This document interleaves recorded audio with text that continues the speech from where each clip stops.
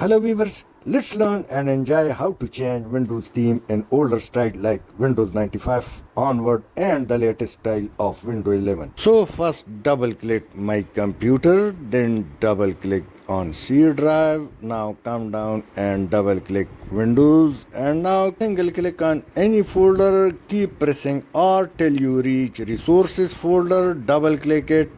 Now double click themes folder and executable files are in front of you. These are themes. Double click it and enjoy, change anyone. Now let's cross it.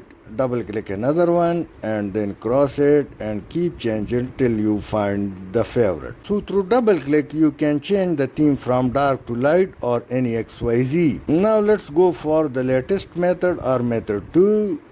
Click Windows, then settings, and now personalization, then themes, and in themes these are in front of you, so just click it and choose the right one for your PC.